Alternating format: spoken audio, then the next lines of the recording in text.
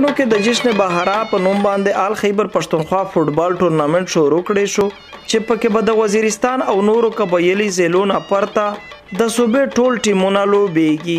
د دې فوټبال ټورنامنت پرانیسته ډي پی او بنو یاسر افریدي وکړه چې په دې موقع باندې د سپورت سره تړاو لرونکو نه پرته د بنو سیاسي مشران او انتظامی چارواکي هم په زیات شمیر سره موجود وو.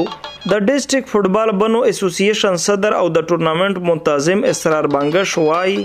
د 1300 کالونو راهیسې په خپل مرستو باندې دوی دغه ټورنامنت جاری ساتلې دي چې موخه یې د بنو خلکو ته تفریح ورکول او مثبت سرګرمیانو ته میل کول دي. امید دا مقصد وي چې د امیر خلک د پر یو ریفریشمنت جوړای چې د ذهني صفا شي لکه جنگ جګړه کې ډېر کیسه مشکلات په باندې تیر شو چې د وخت ګراوند ته روشي به د یو 2 غنټه چې کیمې د فرش شي دغه مین مقصد دغه د پر یو د جوړای حالانکه مشترا اس قسم تعاون د حکومت نه سره کوي خو میر خپل خپل مددات باندې کوي. په دې موقع د افتتاحي دستوري مشر ملما او د بنو د پولیسو مشر یاسر افریدي وویل دغه ډول ټورنامنټونه د سیلو تفریح سره د امن په دوامدار ساتلو کې هم مرکزی کردار لوبوي او د بنو پولیس به تر اخره پورې د ټورنامنت د امنیت پورا خیال ساتي.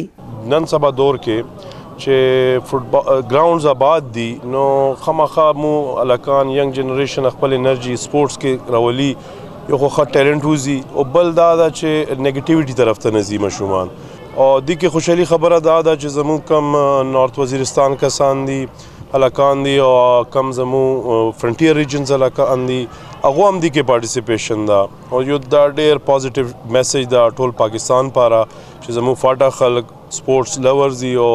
دے آر آل همیشه د سپورتس کې مخکې وي.